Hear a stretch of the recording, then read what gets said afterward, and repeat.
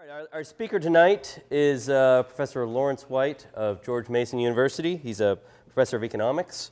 He's also a member of the Mercatus Center. He's co-editor of the Econ Journal Watch, among other duties. And he's going to talk to us tonight about the first 100 years of the Federal Reserve System. Thank you, Mike. Thanks to you all for coming out on a Monday night. This is the 100th anniversary year of the Federal Reserve System. Federal Reserve System, of course, is our central bank, the folks who control the quantity of money in the economy and who, as I'll talk about, did some rather unusual things during the last financial crisis, besides helping to bring it about, I mean. But let's start at the beginning with the question of why we have a central bank.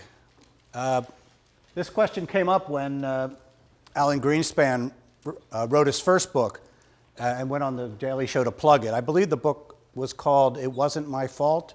But somebody wrote a very good question for Jon Stewart to ask Greenspan, which was, if you believe in free market economics, why do we need to have a central bank? And Greenspan responded, you're right, we didn't need a central bank when we had a gold standard. And of course, when the Federal Reserve Act was passed in 1913, the United States had a gold standard. So what Greenspan is saying is, we didn't need a central bank when we passed the act to create the Federal Reserve. Okay?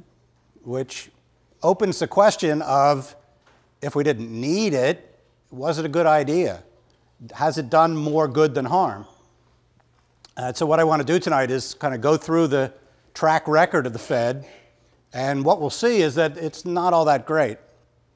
It's probably done more harm than good, almost certainly done more harm than good.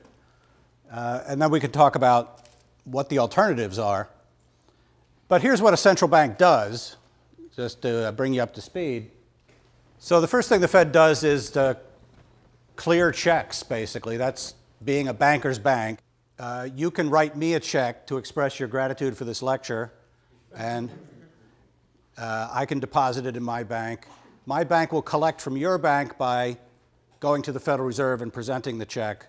Actually, it's all done with images these days. The paper checks no longer make the trip. And the banks pay each other by debiting and crediting their accounts on the books of the Federal Reserve System. Second, the Fed is the only issuer, like most central banks, it's the only issuer of paper currency in our economy. It regulates banks, at least some set of banks in the U.S. banking system. There are also other bank regulators, but that's one of the Fed's jobs. There's a certain set of banks that it regulates. It's charged with acting as a lender of last resort. Lender of last resort is more of an aspiration for a central bank, something people think it ought to do, rather than something that defines whether it is a central bank, because there have been institutions that have served as a lender of last resort that weren't central banks, didn't do these other roles, and there have been central banks that have failed to act as lenders of last resort. So that's a kind of wish they would do it, and it's in the Federal Reserve Act that the Fed should act as a lender of last resort. That is, pitch in when there's a financial crisis is a simple way of thinking about it, although exactly the ways in which they do it matter. And lastly, monetary policy, and that's what the Fed gets the most attention for these days. The Monetary Policy Committee, the Federal Open Market Committee, meets periodically. I think it's every 6 weeks, and they make a decision about what to do about monetary policy going forward. What the target interest rate ought to be is how the Fed usually expresses it. But recently they've been talking about what inflation rate they feel comfortable with, what unemployment rate they feel comfortable with. So the way they try to approach those targets, though, is by controlling the quantity of money. That's monetary policy. Interestingly, the Fed was not assigned all these jobs. In a way, the Federal Reserve was not a full-fledged central bank if it had stuck with the original Federal Reserve Act of 1913. So the Fed was assigned to serve as a banker's bank. That was something that banks already had institutions doing. They had private clearinghouse associations, which were member institutions of banks where they got together and cleared checks and exchanged banknotes. The banks themselves were issuing paper currency at that point. So you could say that the Fed nationalized that function. It was already being performed by private institutions. The Fed took it over. Initially, the Fed was not an exclusive issuer of paper currency. The commercial banks continued to issue paper currency. In the 1930s, the Fed took that one over. The Fed became a regulator for banks that were members of the Federal Reserve System initially, which was only a subset of banks. Today, the Fed regulates basically all banks. The distinction between being a member and not being a member has basically been eradicated. We'll talk a little about the Fed's activity as a lender of last resort. And then, of course, the Fed has taken over monetary policy. Monetary policy was not initially assigned to the Fed because, as Alan Greenspan said, you don't need anybody to control the quantity of money deliberately when you're on a gold standard. The gold standard is self-regulating. If there's too much money in the economy, it'll flow out to the rest of the world. If there's not enough money, gold will flow in from the rest of the world until prices in the local economy are roughly equivalent to prices in the rest of the world. So that's a self-regulating system. The Fed has substituted its own judgment for that of the gold standard, or for that of the decentralized decision makers who make decisions about how much money they want to hold, and the market accommodates them under a gold standard. Now, the reason it was thought necessary to have a nationalization of the clearing system, an official lender of last resort in place of the clearinghouses doing the lender of last resort, and, as the Federal Reserve Act says, more effective supervision of the banking system, is that there had been problems under the previous system. The previous system is known as the national banking system. It ran for 50 years, from 1863 to 1913. 1863, you may remember, was, well, when I taught at the University of Georgia, I learned to call it the war between the states, or the war of Yankee aggression, to be frank about it. But most people call it the Civil War. It was a Civil War Act passed by the Union government, and only after the end of the Civil War did it apply to all states. But it was basically a wartime measure to sell the federal government's debt to the banking system by linking the right to issue banknotes to the purchase of government bonds. So a bank wasn't allowed to continue issuing its own banknotes unless it bought a certain amount of Civil War debt. And that continued to be the system for the next 50 years, but the amount of Civil War debt was shrinking, so that actually created a problem for the system. But more importantly for the panics was that the quantity of currency couldn't vary over the course of the year. During seasons when there was a peak demand for currency, banks couldn't issue more because they only had a certain amount of the backing that was required for it. Now, that kind of measure is responsible, in my view, for the fact that there were panics. And the clearest evidence is, just look north across the border, Canada had a very similar economy in other respects to the US, largely agricultural. But Canada didn't have any banking panics because they didn't have these kind of restrictions on the banking system. They had a system where they allowed banks to branch freely and issue notes freely. So the difference between the two economies is the way banks were regulated. So the instability in the US banking system was not natural, was not a failure of a free market, it was a failure of a regulatory system. Other countries that had different regulatory systems had better experience. So here's a picture of one of the commercial bank notes. It says national currency because it was issued under the authority of the National Bank Acts. This note is secured by bonds of the United States. That's the backing requirement or collateral requirement. The bank was not allowed to issue the notes unless it had the federal debt of a certain kind to back it up.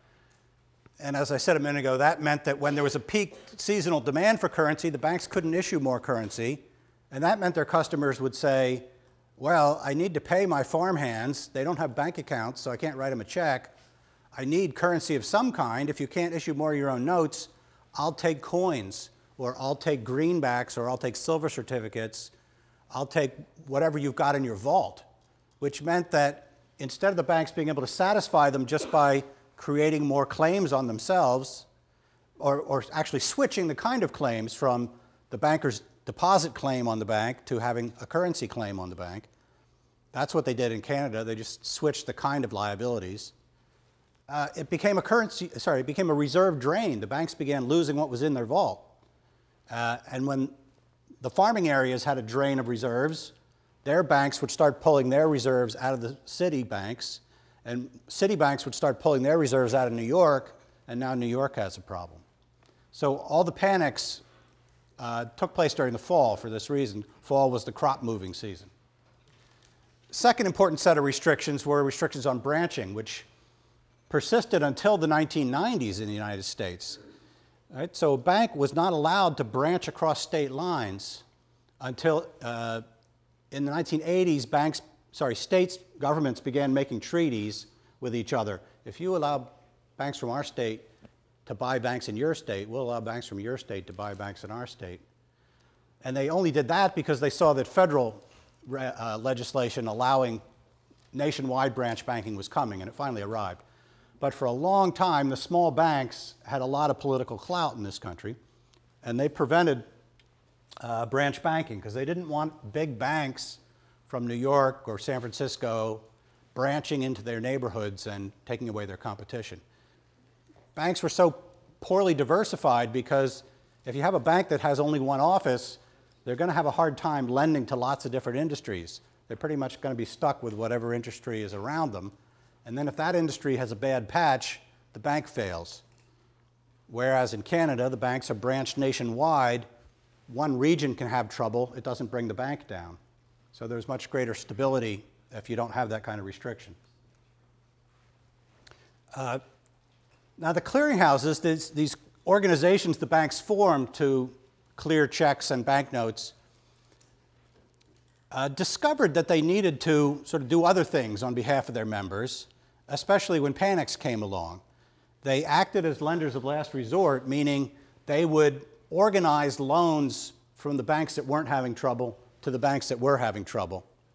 If the bank having trouble, that is, people were withdrawing too much money for the bank to handle, if that bank still had good assets, was fundamentally solvent, but they didn't have enough cash on hand, the banks that did have enough cash on hand would lend it to them as organized by the clearinghouse. And the clearinghouse was important in this because they had the information on whether the bank really was solvent. Part of what they did for their members was to check up on the other members. So the first system of bank examinations in the US doesn't come from the federal government, it comes from these private clearinghouse associations. The second thing they did was to issue more currency when there's more demand for currency. And they issued a lot in the last two panics, 93 and 1907. This was completely illegal because the clearinghouses were not licensed as banks, they didn't have a bank charter, and they didn't have the required collateral. They didn't hold assets of federal bonds. A newspaper reporter asked the federal regulator of the national banks, the comptroller of the currency, why haven't you prosecuted this illegal issue of currency by the banks? And he said, it's not illegal. And the reporter said, how can you say that? He said, I haven't prosecuted it. Right? He's like an umpire who says, it's not a strike until I call it a strike. The pictures here are small denomination notes issued by a couple of clearinghouses in 1907. And it was clearly helping to alleviate the panic to make more currency available to people who wanted it. But it was regarded as kind of ad hoc and makeshift, and it was illegal. And so there were lots of proposals for making the system more regular, that we didn't have to rely on these kind of ad hoc expedients. There's a big debate over what to do about the problem of the panics. And one of the leading proposals, as proposed by the American Bankers Association, which here you have to understand was a lobby of large bankers. Small bankers have their own lobbying group. Their interests are very different from the large bankers. The American Bankers Association, meeting in Baltimore right after the Panic of 1893, came up with what they called the Baltimore Plan, because that's where their convention was held, which basically said, let's have a more Canadian-style system. Let's eliminate the special backing requirement behind banknotes so that banks can meet seasonal peak demands. And in order that they don't just flood the market with more banknotes, let's have a system for collecting excess notes like they do in Canada. Let's have branch banking. But when they said, let's have branch banking, that sealed the political death of the plan because the small bankers weren't going to allow it. well, first thing Congress does, of course, is create a commission to study the problem after the Panic of 1907. In 1908, the Aldrich-Vreeland Act creates the National Monetary Commission, which gathers up, commissions a bunch of studies. I haven't been to your library, but odds are there's a shelf in it that has all the volumes published in 1910 by the National Monetary Commission. And most of these studies were commissioned from people who thought that central banking was a great idea, and it was a report on how great it was in some country in Europe. So there's a volume on the Bank of England, there's a volume on the Reichsbank in Germany, et cetera, et cetera, et cetera, all written by people who think these are doing great things. There are a few volumes who are taking a different viewpoint, but most of the people who were commissioned were in favor of creating a central banking institution in order to nationalize the issue of paper currency and put it under the control of one institution, in order to have an official lender of last resort and not a kind of ad hoc lender of last resort. One thing the Bank of England was famous for doing was moderating swings in the exchange rate by raising and lowering interest rates. And so it was thought that an institution in New York could do the same thing. And then they wanted to centrally gather together all the gold reserves for the system. Up until then, gold holding was pretty much decentralized. The big concentrations were in New York, but they weren't in one bank. They were in half a dozen banks in New York. So we got the Federal Reserve Act. This was the progressive era, so it was a popular idea that if you see a problem, create a federal agency to deal with it. In some ways, we're still in the progressive era. I don't know if you can read the actual words here, but it says, to provide for the establishment of Federal Reserve Banks to furnish an elastic currency. Elastic currency meant overcome the problem of seasonal demands not being met. Afford means of rediscounting commercial paper. That meant banks, when they needed more reserves, were going to have a mechanism for getting them, namely to sell their assets to the Federal Reserve System. That's what rediscounting meant. To establish a more effective supervision of banking, so they were going to take over the regulatory function of clearinghouses and having membership standards, and for other purposes. And the other purposes were initially fairly limited, but they have continued to grow, especially in the last few years. So the Fed nationalized the banker's bank, the lender of last resort role, and the supervision of member banks. But they did not immediately monopolize the issue of currency, and here's photographic evidence of that. So this is from 1929. You can see the Federal Reserve Bank of Richmond notes look exactly like the Providence National Bank. That's just an ordinary commercial bank note. It just has a different name of a bank on it, and it has a different code. Instead of having a 4-digit code, it's got a letter code, so that when the notes are cleared through the clearing system, they can be sorted easily and sent back to the bank that issued them. Okay, so let's talk about how the Fed has done over the years. When the Fed was created, the gold standard was assumed was going to continue to control the quantity of money, but then World War I happened. And World War I basically killed the classical gold standard. And so, although the Federal Reserve remained on the gold standard in the sense that the US dollar was still redeemable for gold, the rest of the world, at least the major combatant nations in Europe, left the gold standard. They said, we're no longer going to redeem our currencies for gold because we're at war and we need to print more money to try to pay for the war expenses. So European governments went off the gold standard, which meant the US government wasn't going to gain or lose gold from these European countries through the ordinary mechanisms, because those countries were off the gold standard. And secondly, a lot of gold flowed into the US, both from foreign central banks that wanted a safer place to store it, and from private citizens who wanted a safer place to store it. So the Fed was basically awash with gold, and the gold standard was no longer a constraint. They could issue as much money as they felt comfortable issuing, and boy, did they. During the First World War, the federal government issues a lot of debt, and a lot of it they sell to the Federal Reserve System. So the Fed gets involved in helping to finance the war, and the result of that is a lot of money is issued, and the result of that is inflation goes up to 20%, actually peaks at about 23%. if you measure it by the change in the consumer price index year over year. So there's a huge inflation during the First World War, some of which is wrung out of the system in 1921-22. You see there's some periods of negative inflation. But if you look carefully, you can see that the period of inflation is bigger than the period of deflation, deflation. So the price level actually remains above where it had been before the First World War, and the rest of that inflation isn't wrung out until the beginning of the Great Depression. Right, but this is not a good first decade to let the inflation rate go to 20%. The Fed is not carefully controlling the quantity of money. So they don't get a good grade for that decade. The Roaring '20s then begin, and the Fed keeps things on a pretty even keel for a few years. But the appearances on the surface now are actually a bit deceiving because there's a huge bubble building up. The Fed is holding interest rates kind of low, certainly during the last few years of this period. And the boom, as we all know, ends in 1929. It doesn't end with the stock market crash, actually. The stock market crash comes a few months after the end of the expansion phase of the economy. There's already been a downturn in industry before the stock market crashes, but that kind of puts an exclamation point on it.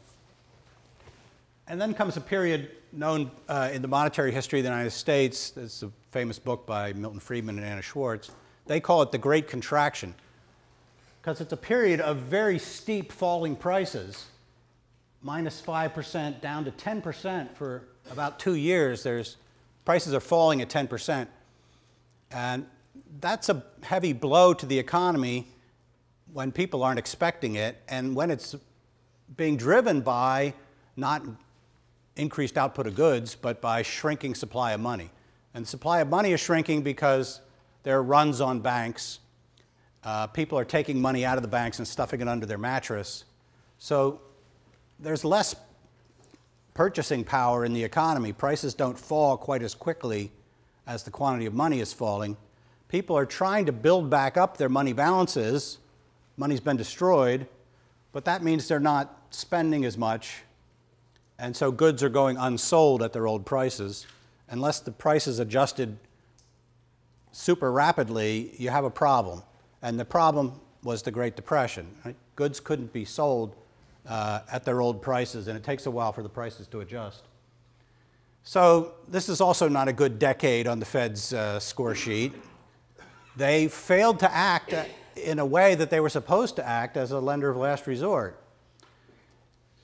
Friedman and Schwartz actually say in the monetary history, the U.S. would have been better off if the Federal Reserve hadn't been created, because they neutralized the clearinghouses, and then they did nothing when it became time to do what the clearinghouses had done, which was serve as the lender of last resort. So there was less being done. If the clearinghouse system had continued, they at least would have done something to relieve this pressure in the early 1930s. They would have issued more currency, at least, the way they had in 1907. But the Fed was looking at the wrong indicators, apparently. Didn't see that the money supply was collapsing. The famous story of the economist Irving Fisher running into the head of the Federal Reserve Bank of New York and saying, "Aren't you concerned about the way the money supply is shrinking?" And the head of the Federal Reserve Bank of New York said, "Money supply? What do you mean by that?" So they weren't quite up to date. And here's what happens in real terms. So this is a trend fitted through U.S. output. That's the red line. And then the wiggling blue line is real output, real GDP. And you can see the previous business cycles are fairly moderate till you get to the one in the middle. That's the boom followed by the Great Depression, followed by a blip above trend, which I think is mostly measurement error for reasons that are too complicated to get into. But here's the boom and the bust amplified for you. Because I want to make the point that the Fed did fuel a boom in the 1920s. There were reasons for investment to be high in the 1920s. There were lots of new technologies to invest in. but the Fed fed too much credit, the Federal Reserve System pumped too much credit into the system and over-amplified the boom.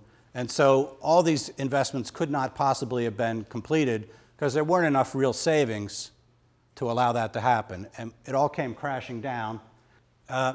This is a little technical, but for those of you who have seen supply and demand curves before, in a case where there's an increased demand for loanable funds, that's what the LF means. That means basically uses of savings or investment.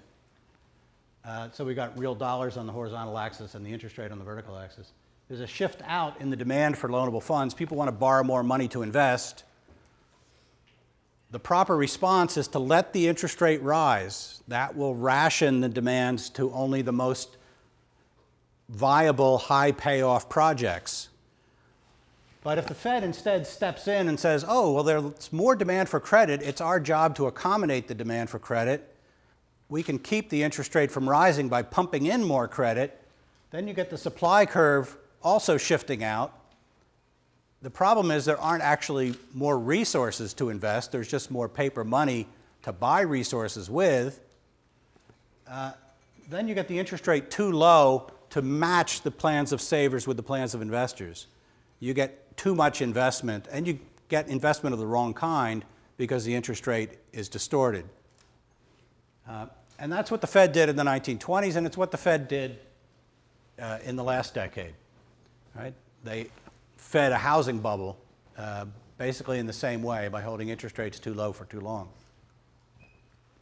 Well, let's move forward. Let's say, okay, we can spot the Fed, the Great Depression. That was just practice. Maybe they'll improve. Well, World War II comes along, and the Fed once again gets involved in war finance. And this time it was explicit to the point where the Fed had an agreement with the US Treasury. We'll buy whatever it takes in Treasury bonds to keep the interest rate on Treasury bonds from rising above 0.375%. And that led to the Fed creating a lot of money to buy those bonds, and another bout of inflation hitting 20%. You see that huge jump in the inflation rate as price controls were relaxed. There had been a lot of suppressed inflation before that, so the official CPI numbers actually understate the amount of inflation because they just measure the prices at which you couldn't actually buy things. You needed ration coupons, or you had to go to the black market where prices were higher. In response to this, the Fed said, we need independence in monetary policy.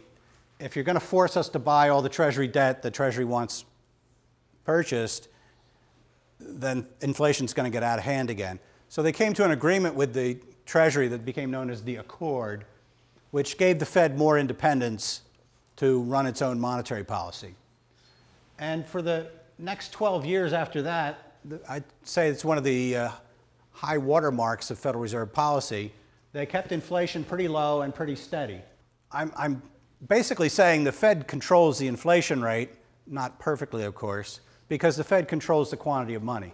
And if you control the quantity of money, then you control the purchasing power of money.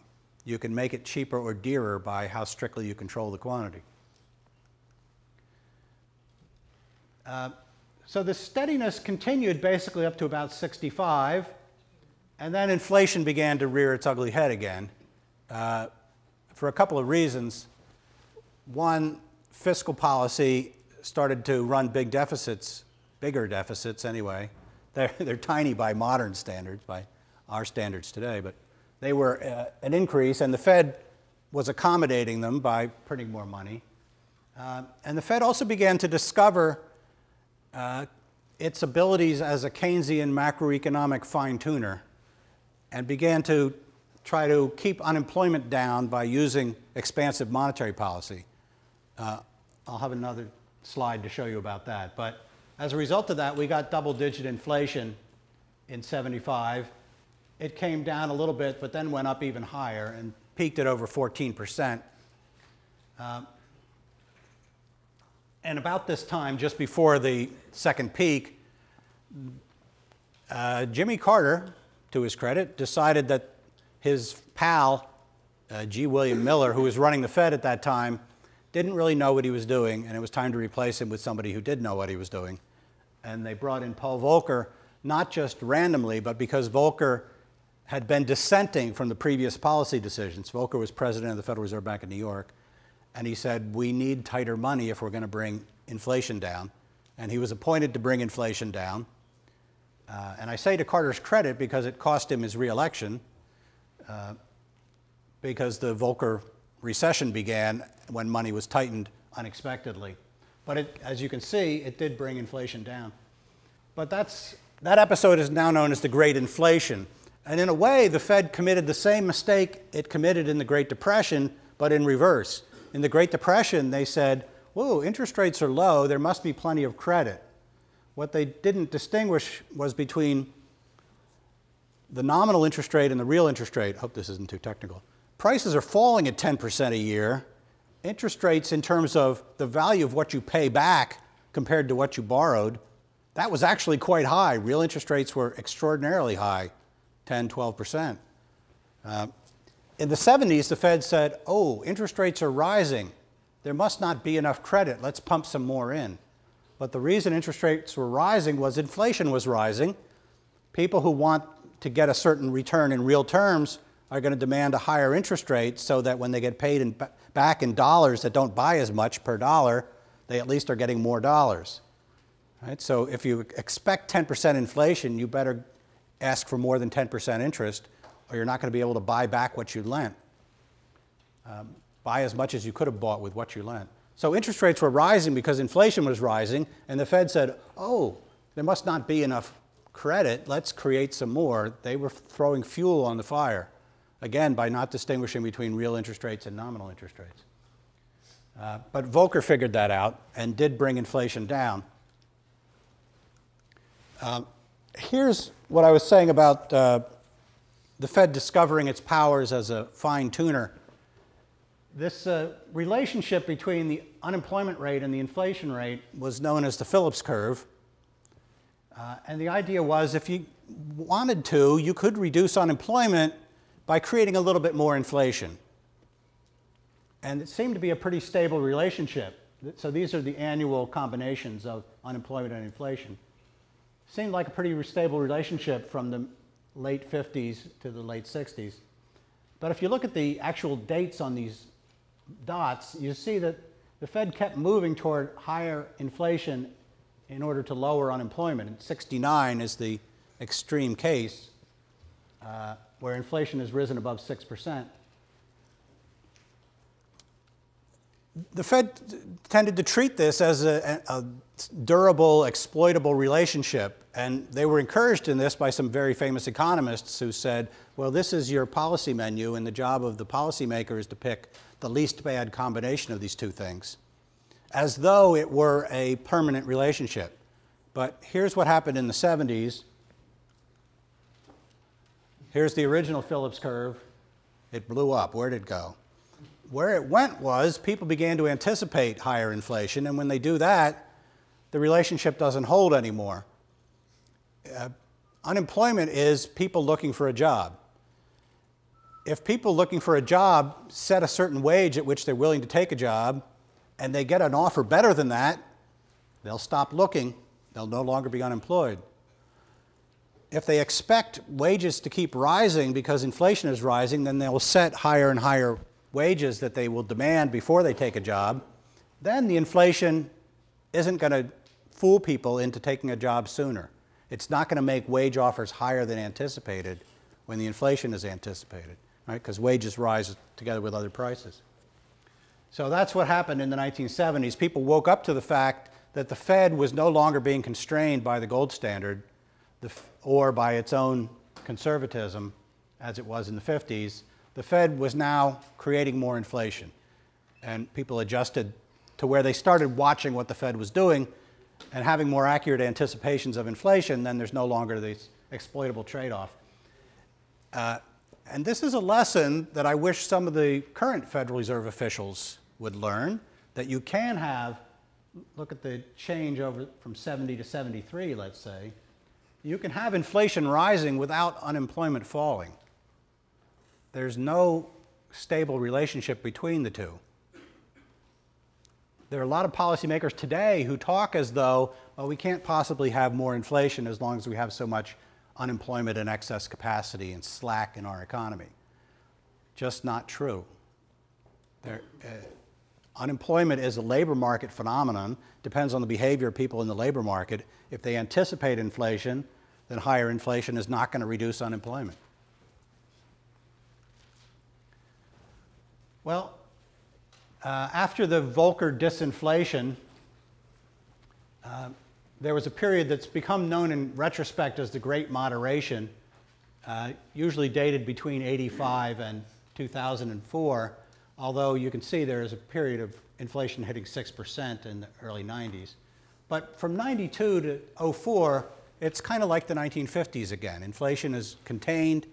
It moves within a fairly small band, between 1% and 4%. And here the Fed, this is mostly under Alan Greenspan, the Fed wasn't trying to do too much. And they were probably lucky. They were fortunate in that supply conditions were favorable. There weren't sort of negative shocks hitting the economy. And there wasn't any financial crisis. But the Fed looked pretty good. And if the Fed had been able to keep this up, there wouldn't be much point in my coming here and complaining about how the Fed did badly in the teens and the 20s and the 30s. But of course, we know the Fed wasn't able to keep that up.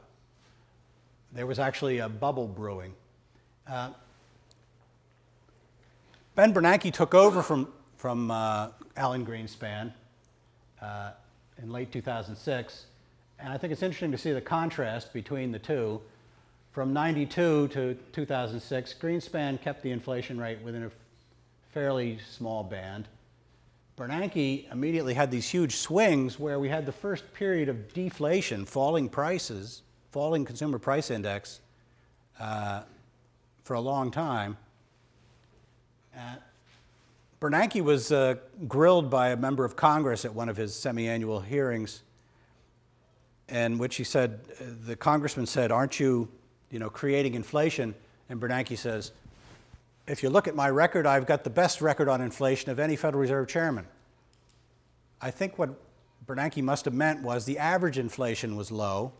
And sure, if you throw in a couple of quarters of negative inflation, that helps bring down your average. But the shaded band means recession, and you can see that the falling inflation corresponded with the recession. So it's not really to Bernanke's credit that the price level is swinging around so much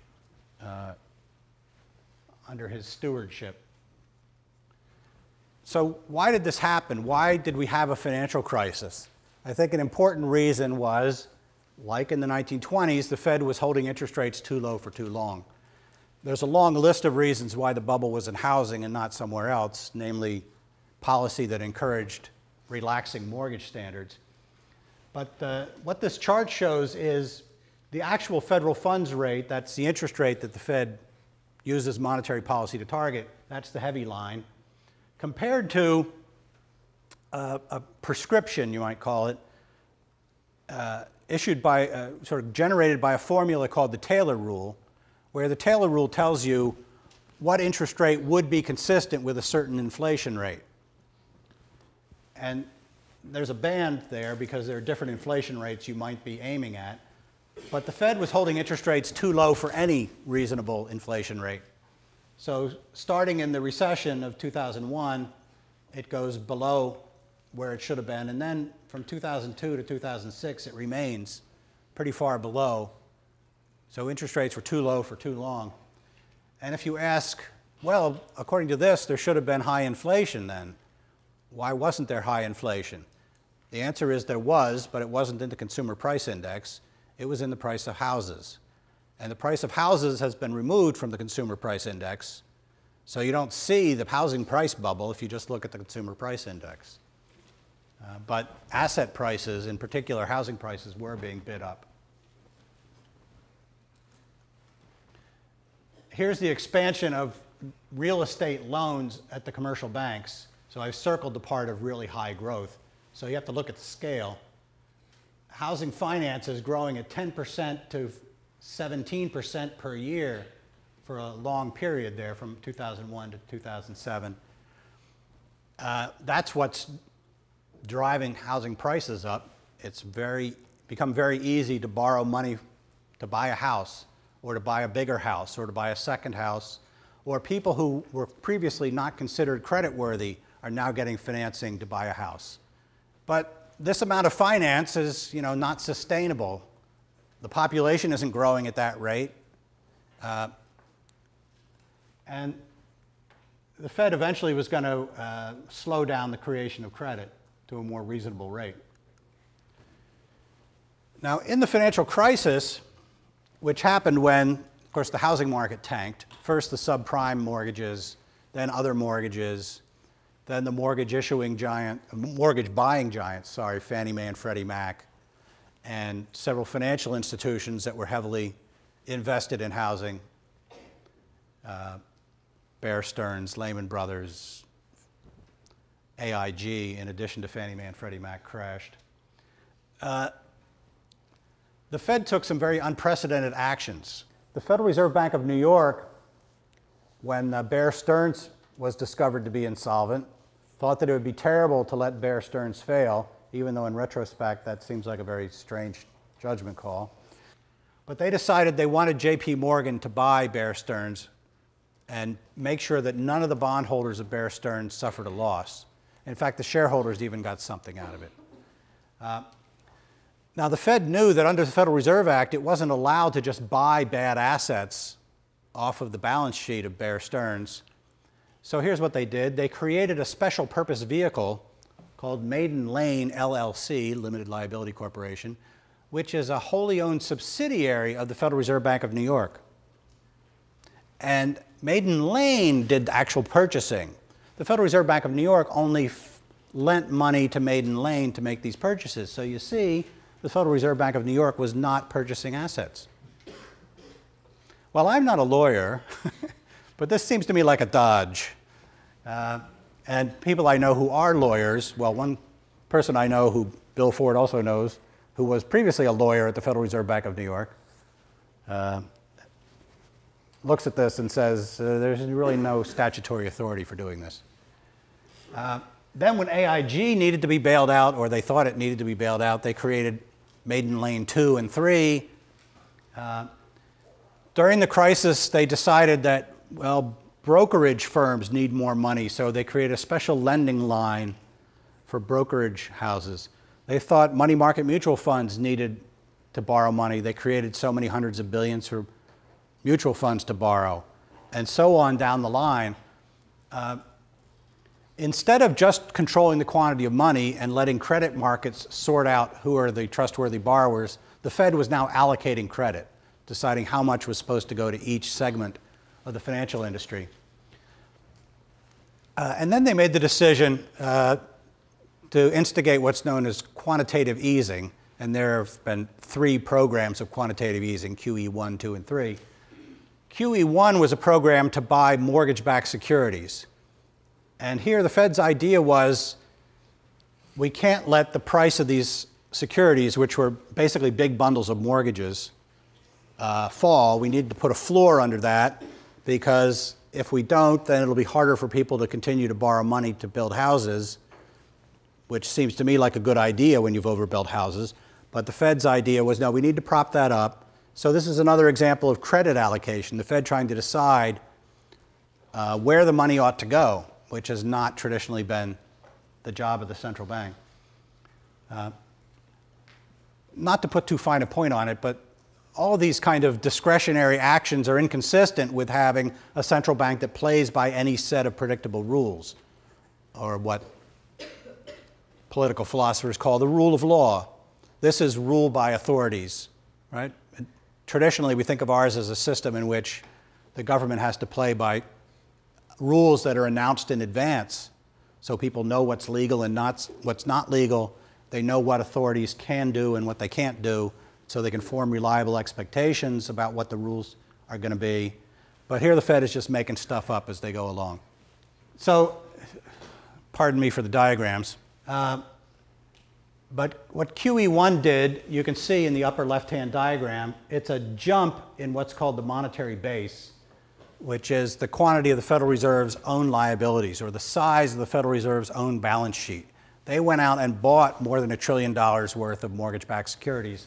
That makes the quantity of the Fed's assets and its liabilities, because when the Fed just prints money up to buy stuff, the money they printed is counted as a liability. It's not an ordinary liability. You can't redeem it. It never matures, but they count it as a liability. So that's the Fed's liabilities jumping. But over here on the right is the ordinary money supply held by the public. You can either measure it as M1 or M2, same picture. M2 is the broader measure. It just continues on a pretty smooth path. So what happened to the relationship between, so the M2 is basically currency held by the public plus all bank deposits. How could the quantity of bank deposits just continue at a normal rate if the quantity of bank reserves is jumping? Why aren't banks taking those reserves and lending them out? And the answer is the ratio of M2 to bank reserves, that's from the lower left, dropped.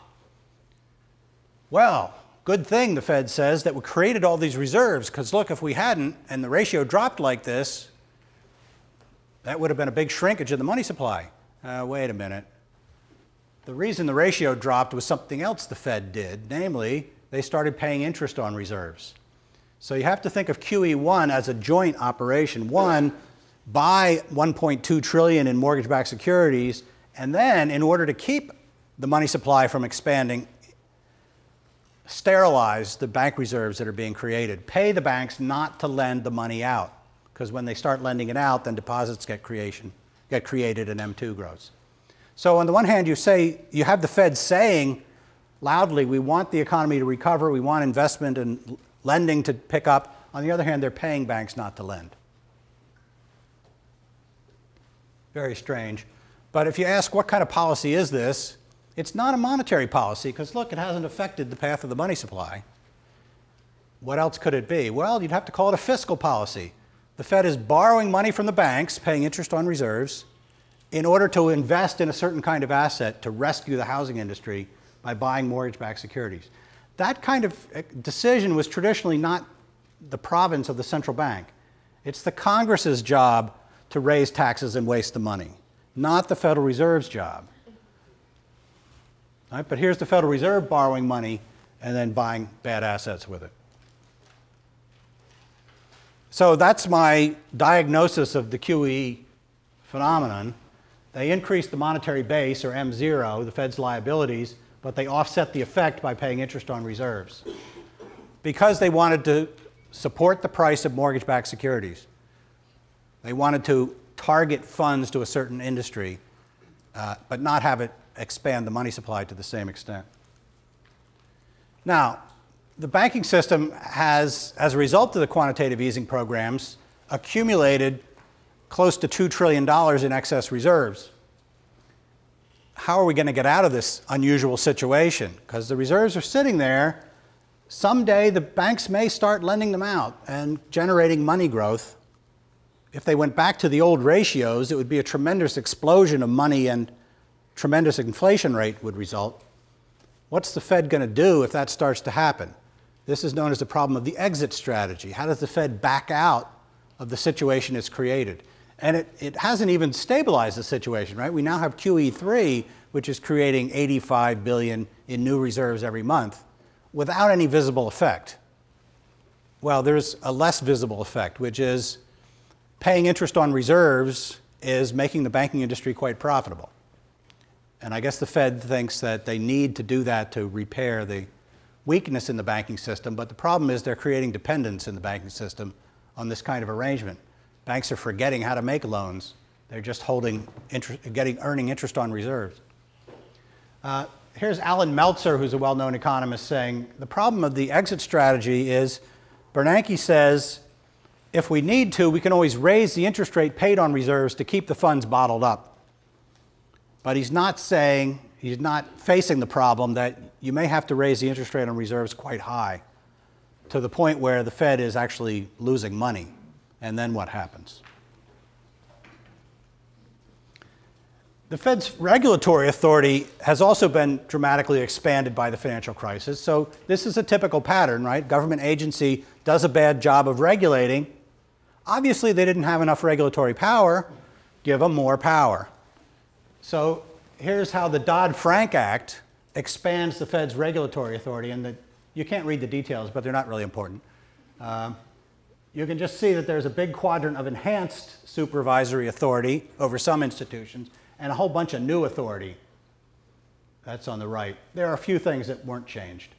And then the Consumer Financial Protection Bureau was created, which took some of the Fed's regulatory authority over credit cards and things like that and created a new agency to manage those. And talk about the rule of law, the Consumer Financial Protection Bureau is funded in an entirely new way, which is Congress doesn't give them an appropriation. They just tell the Fed to pay for it by printing enough money. So let's summarize the Fed's track record and compare the Fed to the system that came before it, the classical gold standard. So the part in gold is, or yellow, is the price level under the classical gold standard. You can see it's from 1879 to 1913. You can see it's pretty flat. It goes down a little, but it comes back up. The long run inflation rate during this period was basically zero. A bundle of goods that cost $100 in 1879 cost $99.95 in 1913. That's about as close to zero inflation as you can get. But here's the price level after that. It's off to the races. And there's nothing that brings it back down these days. It just keeps going up, and we don't know at what rate. And because we don't know at what rate, it's not just that average inflation is higher. It's also that uncertainty about the future price level is higher. Right? In the old days, firms used to borrow by issuing 50-year bonds. And people were willing to buy 50-year bonds because they knew what the dollar was going to be worth in 50 years. Today, nobody will buy them because nobody knows. So in a paper that I co-authored, I wasn't the econometrician, somebody else was. We tried to measure the price level uncertainty, and what you can see is that it was really high in the interwar period, and it's come down a little bit recently, but it's still not down to the level it was at in the pre-Fed period, because we're not on the gold standard anymore. A different way of measuring it gives you the same result. Okay, we've got more inflation under the Fed, and the price level bounces around more, but haven't they at least eliminated the business cycle? Well, no, we're still in the period of a recession. Officially, we're in a recovery, but we're not back to par.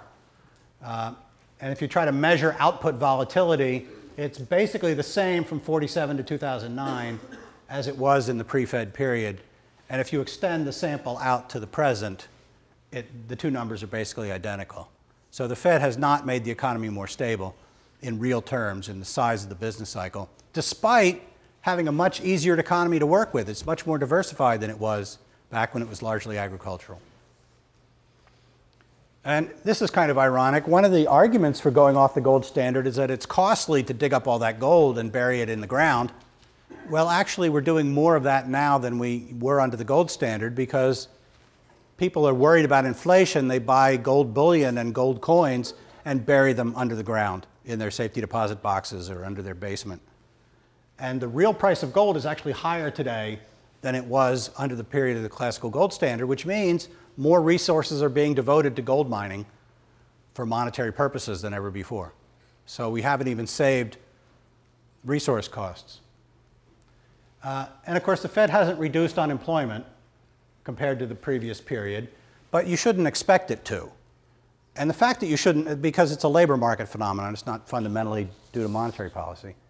But the fact that you shouldn't expect it to means that it's foolish to have an employment target for the Fed or to have a mandate which says the Fed is supposed to maintain, this is what it literally says, maximum employment. Doesn't make any sense. So, summing up, is having a central bank worth it? Well, if it were a really good central bank, you might get a good lender of last resort policy that contained panics, although you only have panics in countries that have badly regulated banking systems to begin with. You don't have them in systems where there was more or less deregulated banking, laissez-faire banking. Those were pretty solid. You might get a well-run monetary policy. In principle, you could have a steadier inflation rate and a lower inflation rate than even the classical gold standard gave you. But in practice, we haven't gotten any of those things. We've had a badly run lender of last resort policy. It's created moral hazard, that is, financial institutions take more risks because they know the Fed is there to backstop them. The Fed hasn't restricted its last resort lending to firms that deserve it in the sense of still being solvent. They've given loans to and bailouts to insolvent institutions, especially well-connected institutions. And monetary policy has been lousy. It's been poorly run. Inflation's been higher. Business cycles, in the cases where the Fed has held interest rates away from equilibrium, have been amplified, especially if you include the Great Depression in the Fed's record. If you take that out, then it becomes kind of a wash. So how can we get better results? Well, we have a system now in which there basically is no constraint on the Fed, and it's given a dual mandate. It's supposed to worry about both inflation and unemployment, which means the Fed gets to change its mind from month to month about what's its priority and change policy. And so nobody knows exactly what the Fed's going to do next. That's why everybody hangs on the next announcement about the Open Market Committee meeting. And journalists actually go to the press conferences of Ben Bernanke because they think he might say something that would tip his hand. If you want to do it that way, John Taylor's evidence suggests that having a kind of announced feedback rule or quasi-rule, it doesn't really constrain as tightly as a strict rule, would be better than having the Fed make it up as they go along. So the Fed could say, here's how we will react to the inflation rate, here's how we will react to the performance of the economy relative to its potential. More strictly, you could impose a rule on the bank, on the Federal Reserve Bank system, which is to say a formula for changing the quantity of money in response to circumstances. So you could target the path of the price level. Many central banks around the world do that. They have inflation targeting.